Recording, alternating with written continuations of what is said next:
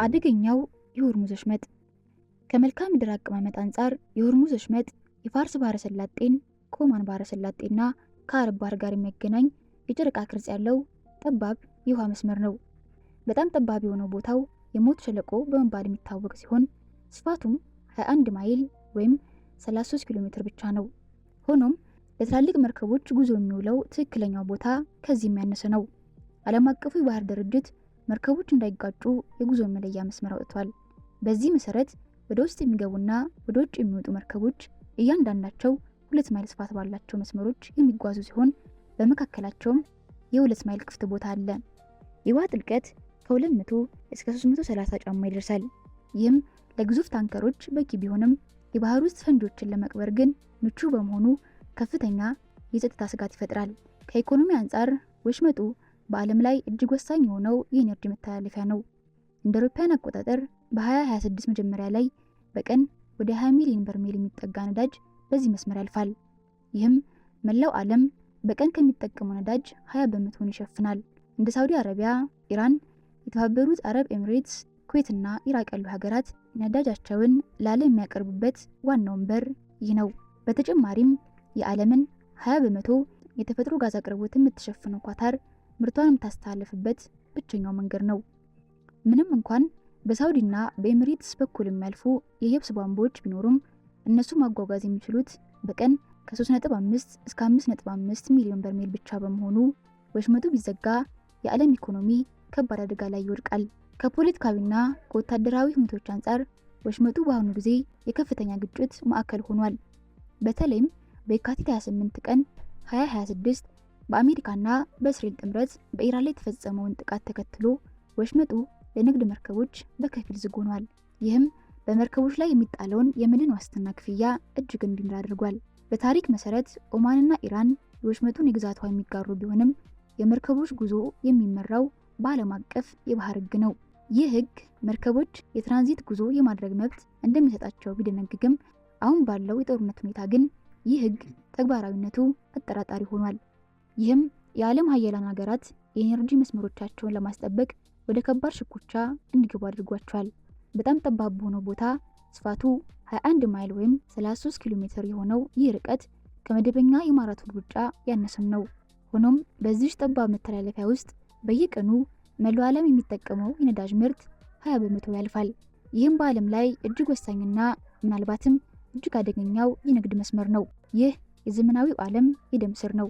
በዚህ መተላለፊያ በኩል የሚፈሰው የነዳጅ ፍሰት ከቆመ የዓለም ኢኮኖሚ ዝም ብሎ ብቻ አይደለም የሚቀዘቅዘው፣ ይልቁንም ከባድ የልብ ህመም ይገጥመዋል። ዛሬ ስለ ወሽመጡ መልክዓ ምድር፣ ስለ ባለቤትነቱና አካባቢውን ሊያንድ ስለሚችለው የጥላ ጦርነት በጥልቀት እንመለከታለን። የጥላ ጦርነት ማለት 2 ወይም ከዛ በላይ የሆኑ ሀገራት በይፋ ጦርነት አውጀናል ሳይባባሉ ነገር ግን አንዱ ሌላውን ለማዳከም በድብቅ የሚያደርጉት መጠነኛ ግጭት ነው። ይህ ጦርነት ከመጋረጃ ጀርባ የሚካሄድ በመሆኑ አጥቂው አካል እኔ ያላደረኩትም ለማለት እንዲመቸው ተደርጎ የታቀደ ነው። በዚህ ቦታ መልክዓ ምድር የሀገራትን ዕድል ይወስናል። በሰሜን በኩል ወጣ ገባ የባህር ዳርቻ ያላት የኢራን እስላማዊ ሪፐብሊክ ትገኛለች። በደቡብ በኩል ደግሞ የኦማን ግዛት የሆነው የሙሳንዳም ባህረ ሰላጤና የተባበሩት አረብ ኤሚሬትስ ይገኛሉ። ወሽመጡ በጣም ጠባብ በመሆኑ መርከቦች ዝም ብለው በዓለም አቀፍ ውሃ ላይ አይጓዙም። ይልቁንም በኢራንና በኦማን የግዛት ውሃ ውስጥ ለማለፍ ይገደዳሉ። በዓለም አቀፍ የባህር ሕግ መሰረት መርከቦች የትራንዚት ጉዞ የማድረግ መብት አላቸው። ይህም ማለት ጉዟቸው ቀጥተኛና ሰላማዊ እስከሆነ ድረስ በእነዚህ ሀገራት ውሃ ውስጥ ማለፍ ይችላሉ። ነገር ግን አንድ ትልቅ ፈተና አለ። ኢራን የወሽመጡን ረጅሙን የባህር ዳርቻ ትቆጣጠራለች። ለዓለም ግዙፍ የነዳጅ ጫኝ መርከቦች ምቹ የሆኑት ጥልቅ የውሃ መስመሮች የሚገኙት በኢራን ወይም በኦማን የግዛት ውሃ ውስጥ ነው።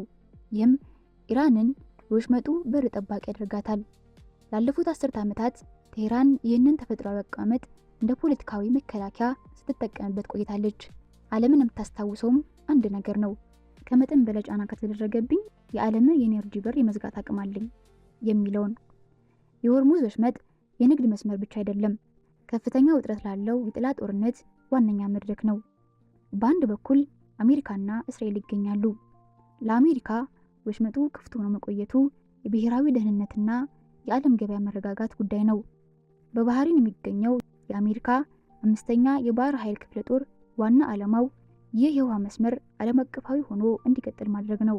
ለእስራኤል ደግሞ ወሽመጡ የኢራንን ክልላዊ ተጽዕኖና የኒውክሌር ፕሮግራም ለመግታት የሚያገለግል ስልታዊ ቦታ ነው። በሌላ በኩል ኢራን ትገኛለች። ለዓመታት ከባድ የምዕራባውያን ማዕቀብ የተጣለባት ቴህራን ወሽመጡን እንደ መጨረሻ መከላከያ መሳሪያ የምትጠቀምበት ስልት ነው። አሜሪካ ወይም እስራኤል በኢራን ጥቅሞች ላይ ጥቃት ካደረሱ ኢራን ወሽመጡን በፈንጂ እንደምትዘጋ ወይም በፈጣን የጦር ጀልቦቿ ታንከሮችን እንደምታውክ ዝታለች። ይህ በገሃድ ሲፈጸም አይተነዋል። በመርከቦች ላይ የሚጠለፉ ፈንጂዎች፣ የስቴና ኢምፔሮ መርከብ መያዝና የላቁ የድሮን ጥቃቶች።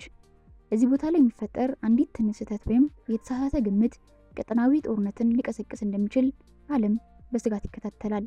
ታዲያ ለምን ሌላ አማራጭ መንገድ አንጠቀምም? ዋነኛው ፈተና የመጠኑ ግዝፈት ነው። ሳውዲ አረቢያና ኤምሬትስ ወሽመጡን የሚዘሉ የቧንቧ መስመሮችን ቢገነቡም እነዚህ መስመሮች ማጓጓዝ የሚችሉት ከጠቅላላ ፍላጎት ጥቂቱን ብቻ ነው። በየቀኑ ስለሚጓጓዙ 20 ሚሊዮን በርሜል ነዳጅ ነው የምናወራው።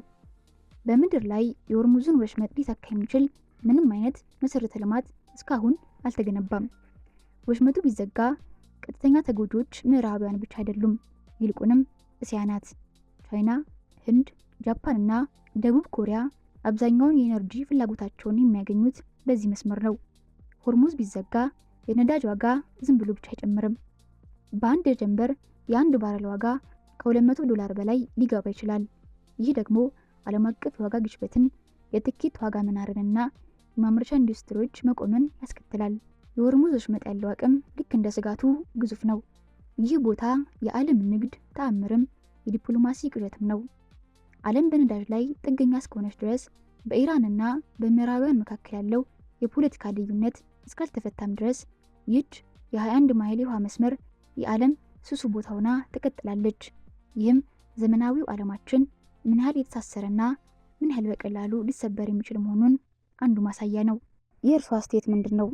ዓለም ከሆርሙዝ ወሽመጥ ውጪ አማራጭ ሊኖራት ይችላል ወይስ ሁሌም በስጋት ውስጥ መኖራችን አይቀሬ ነው? አስተያየቱን ከታች ያስፍሩልን። ለተጨማሪ መረጃ ቪዲዮችን ላይክ እና ሰብስክራይብ ማድረጉን እንዳይረሱ።